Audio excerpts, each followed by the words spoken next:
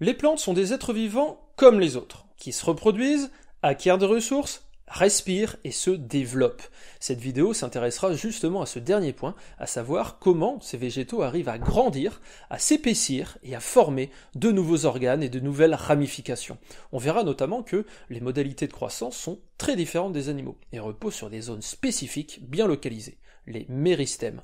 On verra également que le développement est contrôlé par des phytohormones, telles que l'auxine, qui permettent à la plante une meilleure adaptation à son environnement. Alors, c'est parti. Et avant toute chose, on va commencer par rappeler un petit peu la structure d'une plante, même si ce sont des choses qui semblent un peu évidentes de premier abord. Une plante est un végétal fixé, donc qui va se trouver à l'interface entre l'air et le sol. Au sein de la plante, on distingue donc deux types de systèmes. On a tout ce qui est en contact avec l'air, qui comprend en gros les feuilles et les tiges. Tout ça, c'est le système caulinaire. Et puis on a la partie souterraine de la plante, qu'on qualifie de système racinaire. Ces deux systèmes sont généralement ramifiés, mais l'organisation est un petit peu différente. Le système racinaire est d'organisation assez simple car on n'y trouve que des racines et des organes de réserve. On n'a ni feuilles, ni bourgeons. Concernant le système caulinaire, on a une organisation en segments qu'on appelle les phytomères. Dans chaque phytomère, on trouve un bout de tige, une ou deux feuilles et un bourgeon situé à l'aisselle de la feuille. Entre deux phytomères, on trouve ce qu'on appelle un nœud, et chaque nœud peut générer des ramifications. Maintenant qu'on connaît l'organisation générale d'une plante, on va commencer par aborder les modalités de la croissance d'une plante, c'est-à-dire la façon dont la plante grandit. Déjà, il faut savoir que, contrairement à ce qui se passe chez la majorité des animaux, la croissance des plantes a lieu tout au long de leur vie, de façon continue. Et cette croissance repose sur deux grands mécanismes, la division cellulaire, qu'on appelle la mérèse, et l'élongation cellulaire, l'auxèse. Commençons par la multiplication cellulaire, donc la mérèse. Il s'agit d'un processus qui repose sur un mécanisme cellulaire que vous devez connaître, la mitose, qui elle-même fait partie du cycle cellulaire, qui alterne donc mitose et interphase. Ce qui est important de comprendre, c'est que toutes les cellules ne sont pas engagées dans ce cycle cellulaire. En réalité, la grande majorité des cellules sont bloquées en interphase, ce qui signifie qu'elles ne peuvent pas se diviser. C'est simple, dès qu'une cellule commence à se différencier, c'est-à-dire à acquérir une spécialisation, en général, elle perd sa capacité à se diviser. Mais heureusement, dans tout organisme pluricellulaire, il reste des cellules non différenciées qui gardent cette capacité de division. C'est ce qu'on appelle vulgairement les cellules souches. Et ces cellules souches, chez la plante, elles se situent dans des zones bien particulières qu'on nomme méristèmes. Ces méristèmes, il en existe deux types. On a les méristèmes primaires, qui vont permettre la croissance en longueur du végétal, et les méristèmes secondaires, qui permettent la croissance en épaisseur. Pour la croissance en longueur des tiges, les méristèmes primaires sont cachés au sein de bourgeons, des petites structures qui fournissent une protection aux méristèmes, notamment pendant la saison hivernale. Et ces bourgeons, ils sont généralement à deux endroits différents.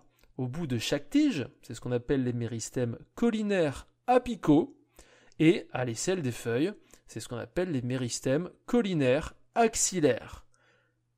Au niveau racinaire, il n'y a pas de bourgeons, mais on trouve quand même des méristèmes au bout de chaque racine. Sur une coupe longitudinale de racines, le méristème se trouve précisément ici. Maintenant, parlons un peu des méristèmes secondaires, c'est-à-dire ceux qui permettent la croissance en épaisseur des tiges et des racines. Mais pour appréhender correctement ces méristèmes, il s'agit d'abord de savoir comment est organisée une tige et une racine. Et c'est ce que nous allons voir maintenant. Alors commençons par la tige. Voici une coupe transversale d'une jeune tige telle qu'elle est formée par un bourgeon. On a en son sein majoritairement trois types de tissus. Le xylème, constitué de grandes cellules présentant des parois épaisses et imprégnées de lignine, donc qui apparaissent en vert lorsque la coupe est colorée au carmin vert d'iode. Le phloème, constitué de petites cellules aux parois imprégnées de cellulose, donc qui apparaissent en rose lorsque la coupe est colorée au carmin vert d'iode. Et puis tout le reste, qui forme ce qu'on appelle le parenchyme. Sur une jeune tige, le xylème et le phloème sont regroupés ensemble et forment les vaisseaux de sève. Au sein de cette jeune tige, deux méristèmes secondaires vont se mettre en place. Le cambium, ou méristème libéroligneux, qui est une ligne qui passe entre le xylème et le phloème. Et le phélogène, ou méristème subérophélodermique, qui est présent en périphérie de la tige. Le cambium, il va produire deux tissus. Vers l'intérieur de la tige, il va produire du xylème secondaire. Et vers l'extérieur de la tige, il va produire du phloème secondaire, aussi appelé libère. Le phélogène, quant à lui, il va produire vers l'extérieur du subère, un tissu très résistant qu'on appelle également le liège, et vers l'intérieur du phéloderme, un tissu différencié dont la connaissance sort de notre programme. Ainsi, lorsque la tige vieillit, voici ce qu'on obtient. La tige, à l'origine majoritairement constituée de parenchyme, développe des tissus rigides, comme le xylème secondaire, ce qui permet d'expliquer pourquoi les tiges âgées sont plus résistantes et plus rigides que les jeunes tiges. Chez les racines, le cambium et le phélogène sont également présents et fonctionnent à peu près de la même manière. Il y a juste une petite différence de position du cambium. Alors pour mémoire, je vous mets quand même le schéma d'une jeune racine avec une racine plus âgée à côté pour que vous puissiez bien appréhender la différence entre les deux. Voilà pour la multiplication cellulaire, donc la mérèse. Mais comme je vous l'ai dit avant, il existe aussi un autre processus qui permet d'assurer la croissance, l'élongation cellulaire, que l'on nomme aussi auxèse. Cette auxèse, elle permet aussi bien la croissance en longueur qu'en épaisseur, et elle est également localisée dans des zones bien particulières de la plante. Pour identifier ces zones au niveau des racines, on peut faire l'expérience de Sachs, qui consiste à dessiner des petites marques à intervalles réguliers sur une jeune racine, puis à regarder quelles sont les marques qui s'écartent après la croissance. Grâce à cette expérience toute simple, on peut voir que l'élongation a lieu plutôt vers le bout de la racine, sur une zone située juste derrière le méristème apical. Pour les tiges, c'est un petit peu différent, car la croissance par élongation affecte les entrenœuds, c'est-à-dire chaque segment situé entre deux ramifications. Sachant que plus l'entrenœud est situé proche de l'extrémité de la tige, plus la croissance sera importante. Parlons un peu maintenant des mécanismes cellulaires de l'auxèse. Une cellule végétale, ça ressemble à ça. Lorsqu'on a une élongation cellulaire, il va se passer deux choses. La vacuole, qui est un gros organite rempli d'eau, va se mettre à gonfler, ce qui va exercer une pression sur la paroi cellulaire, et donc cette pression, c'est ce qu'on appelle la pression de turgescence. Et parallèlement à ceci, la paroi cellulaire, qui est constituée de cellulose, et qui est normalement rigide, va se ramollir un petit peu, ce qui permet sa déformation et donc l'élongation de l'ensemble de la cellule. Voilà, on en sait un peu plus sur les modalités de la croissance végétale, mais ce n'est pas le seul aspect du développement des plantes. En effet, quand on parle de développement, il faut aussi aborder comment les cellules se différencient et comment les organes se forment. Alors il s'agit de processus assez complexes, mais que l'on va simplifier pas mal dans cette leçon. Déjà, commençons par le système caulinaire.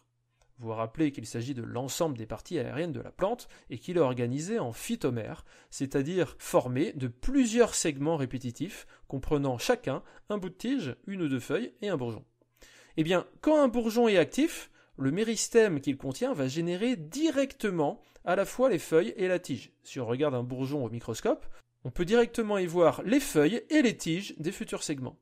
Le bourgeon forme ainsi des phytomères déjà tout formés, mais au départ tout petit évidemment. Et c'est ensuite l'élongation au niveau de l'entrenœud qui va agrandir tout ça. Au fur et à mesure que le phytomère prend de l'âge, les cellules se différencient. Certaines cellules vont se transformer en cellules de xylème ou de phloème, formant les vaisseaux conducteurs de sève, tandis que d'autres vont se différencier en parenchyme. Au fur et à mesure de la différenciation cellulaire, on a donc les organes qui deviennent progressivement fonctionnels, avec les feuilles qui se mettent à réaliser la photosynthèse et les tiges qui deviennent capables de transporter la sève. Abordons maintenant le cas du système racinaire. Alors, on se rappelle qu'il s'agit d'un système plus simple que le système caulinaire, puisqu'on n'a ni feuilles, ni bourgeons, ni phytomères, mais il y a tout de même une différenciation cellulaire qui a lieu et qui permet à la racine d'acquérir ses fonctions d'absorption et de conduction de la sève.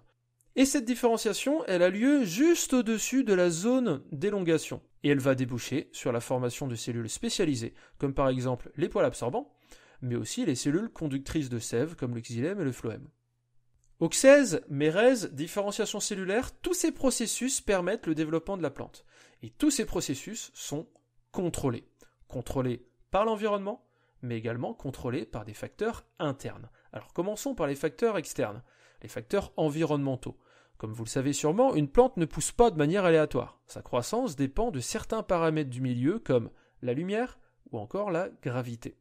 Ce contrôle environnemental sur la croissance est ce qu'on appelle le tropisme. Par exemple, les tiges d'une plante, pousseront toujours en direction de la lumière, ce qui permet d'optimiser la photosynthèse. C'est ce qu'on appelle le phototropisme. Vous pouvez faire l'expérience chez vous, fabriquer un petit labyrinthe en carton avec une sortie vers le haut, mettez une jeune plante en bas, et vous pourrez observer avec émotion la tige de votre plante réussir à trouver son chemin dans le labyrinthe jusqu'à la lumière. Autre exemple de tropisme, le gravitropisme, c'est-à-dire la capacité des tiges de la plante à pousser toujours vers le haut.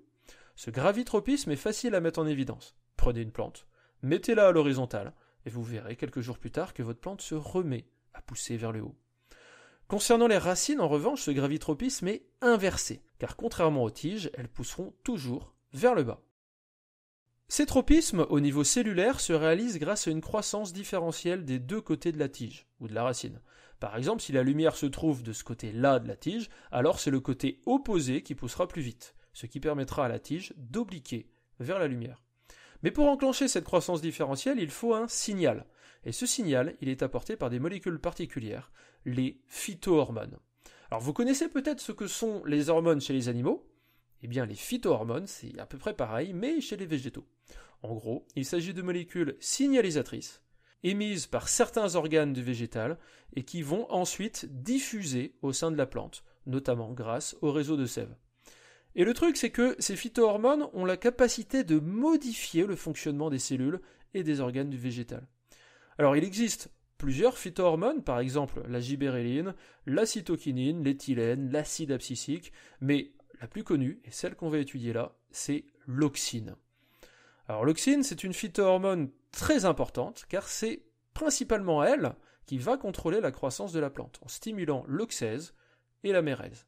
Et cette auxine, elle est notamment impliquée dans le gravitropisme et le phototropisme. Alors pour le phototropisme, le rôle de l'auxine a pu notamment être démontré dans des expériences historiques, comme celle de Boysen et Jensen en 1913 sur des coléoptiles de blé. En gros, le principe, c'était de couper l'extrémité de la jeune tige, et ensuite de la remettre en place en glissant entre le sommet et le reste de la tige des lamelles de différents matériaux. Le résultat, c'est que lorsqu'on dispose une lamelle de mica, le phototropisme n'a plus lieu, ce qui démontre bien qu'il dépend d'une communication entre le bout de la tige et le reste.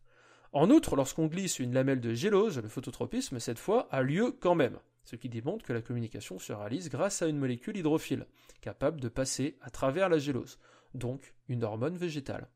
Depuis, cette hormone végétale a été identifiée, il s'agit bien de l'auxine, et on a même pu mesurer la quantité d'auxine entre le côté éclairé et le côté sombre de la tige, montrant ainsi une différence de concentration. Du coup, si je récapitule, la lumière, elle est captée par le sommet de la tige, les cellules exposées à la lumière produisent moins d'auxine, tandis que les cellules non éclairées en produisent davantage, et en conséquence, la tige du côté éclairé poussera plus lentement que la tige du côté sombre, ce qui entraîne le changement de direction. Pour le gravitropisme, le principe est à peu près le même. Dans les cellules du bout de la tige, on a en fait des petits grains, qu'on appelle les statolites, qui vont permettre de redistribuer le flux d'auxine selon le sens de la gravité. En gros, si la tige est à l'horizontale, on aura davantage d'auxine qui circulera dans le bas de la tige que dans le haut, ce qui permettra une meilleure croissance de la partie basse, ce qui entraînera le redressement de la tige. Outre ces tropismes, il faut savoir que l'auxine est également impliquée dans un autre phénomène bien connu des jardiniers, la dominance apicale. Alors qu'est-ce que c'est que ce truc-là ?